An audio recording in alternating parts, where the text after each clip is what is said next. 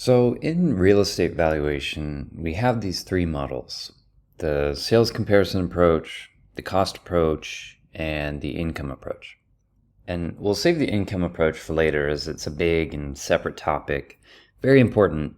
But right now we're just going to focus on the cost approach.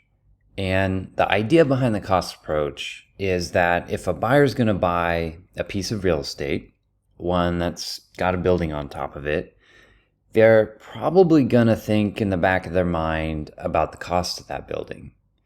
If the price of this real estate is super expensive, that buyer may actually realize that, hey, I could build a building just like this for a whole lot cheaper on an empty nearby piece of land, and I'd be a whole lot better off. So again, we're back to this idea of substitution. A building's value should have some fundamental connection to the cost to construct it, because if it doesn't, if it's too high relative to the cost to build, a typical buyer is just going to avoid purchasing it and go ahead and build something else from scratch. In reality, there are some thorny issues that make the cost approach arguably the least reliable of the three estimates to value that we're going to talk about, but it's certainly a useful method for developers and insurance companies when they want to estimate a building's value. They'll definitely need it since the cost to replace the building is really all those two types of entities care about. So for one, not every buyer is going to be a developer. So simply developing a new building is not a viable option for many buyers in the market. And another that makes the cost approach a relatively less reliable is that it's tricky to estimate the cost to rebuild something when it's not actually new.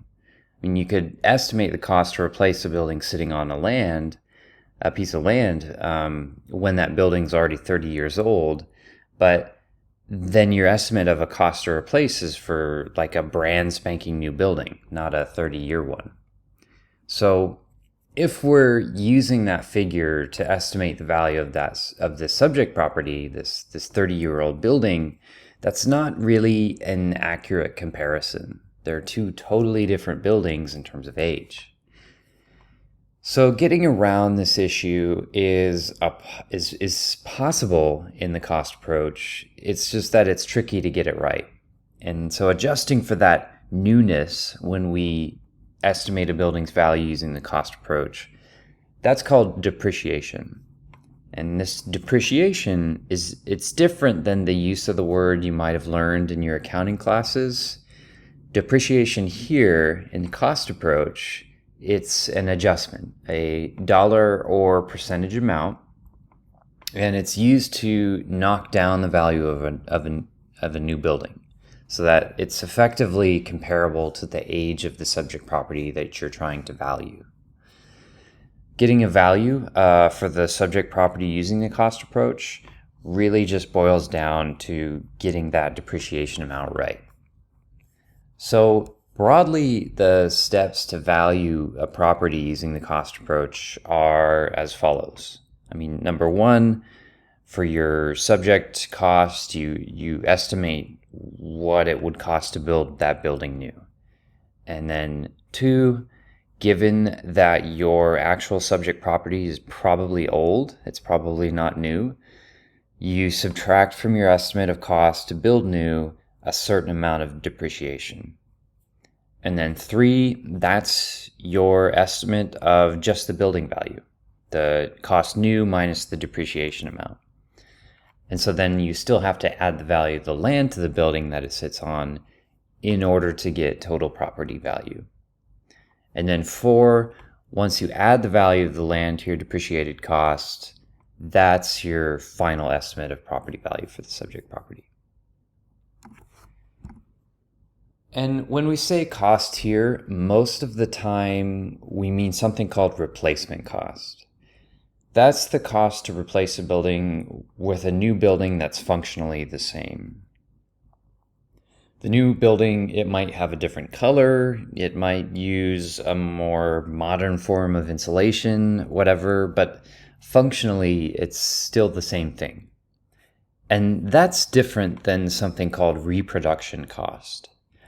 Reproduction costs, that's the cost to replace exactly the building as it is, paint and all.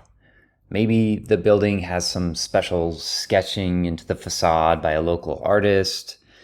Reproduction costs would have to account for that, but replacement cost would not.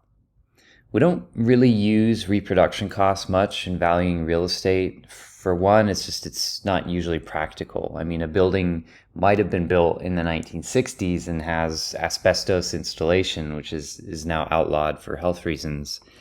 And if we replace the building, we're not going to go out and use asbestos insulation, even if we could find it. And another reason is that we tend to use reproduction cost. Why we tend not to use it is that the cost approach with that, we're trying to get into the mind of a typical buyer. And a typical buyer, if they're evaluating to the cost to build new, they're really evaluating the cost to build something functionally the same. They're never really looking to build an exact replica. So it's just more realistic to use replacement cost rather than reproduction cost. So in the first step for the cost approach, we want to do that. We want to estimate replacement costs. And there are three ways to do that. We can use something called the quantity survey method, a simpler cost per square foot method, or a unit in place method. And in this class, we're not really going to apply these methods because they require very specific data. And because I think the income and sales comparison approaches are going to be more useful for you. It's more just important to know generally what this cost approach is all about.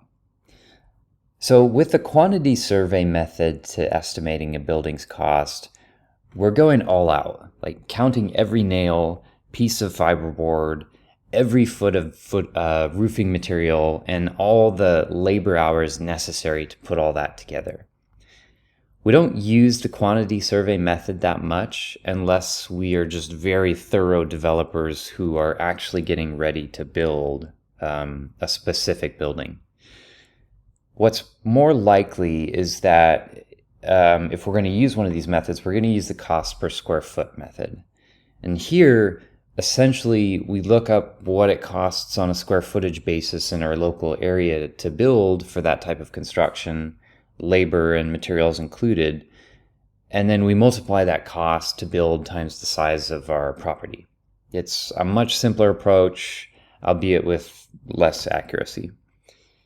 And then there's the unit in place method. And this is an approach that is kind of in between the other two. Here you break down the building's construction into general components, like how many linear board feet of plywood you're going to need and how much that elevator is going to cost. And then you sum up these items and that's your total cost. It's like the quantity survey method, the nails and all method, but it's less granular than that. There are companies that specialize in recording construction cost data all over the country for different types of construction and then publishing it as a database. The biggest and oldest is going to be Marshall and Swift, and then followed by that would be the RS Means.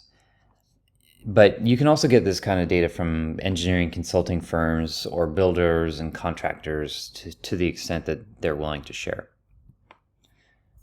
Now that you've got this cost to replace new, once you get that using one of these methods, you have to subtract out depreciation. And as mentioned before, this isn't tax depreciation. It isn't an accounting amount, but it is instead something to capture the value difference between this new building that you just estimated the cost for and the actual building of your subject property, which you're trying to compare it to.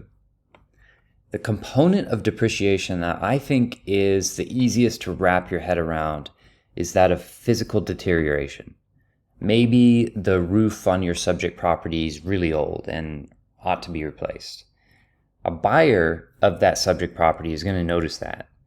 So if you're valuing the cost to build a replacement for your subject property as new, you'll have to knock that cost estimate down a little bit because you just estimated the value of a new roof.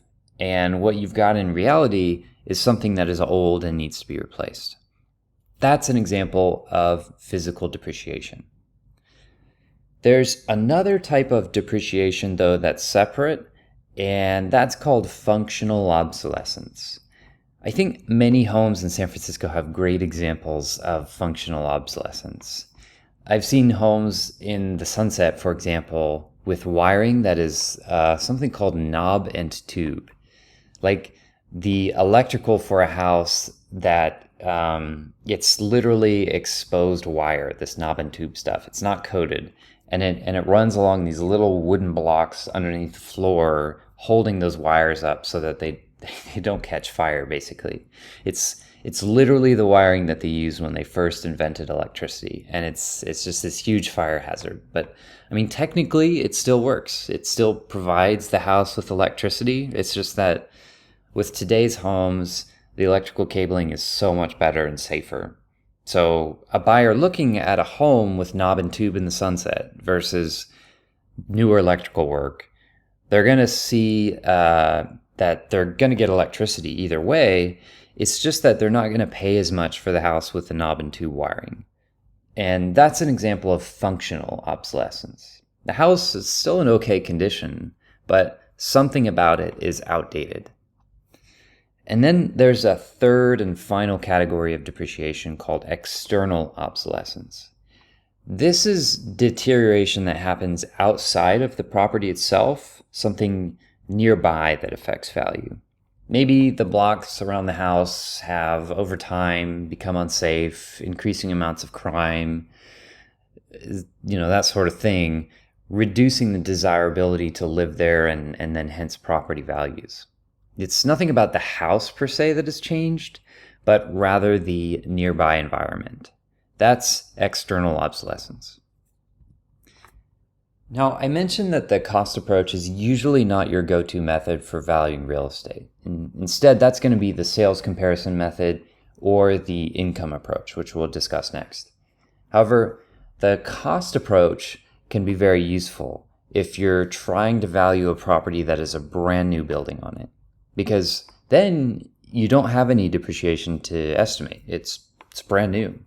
So all you have to do is come up with accurate cost estimates, and you're most of the way there for your property valuation.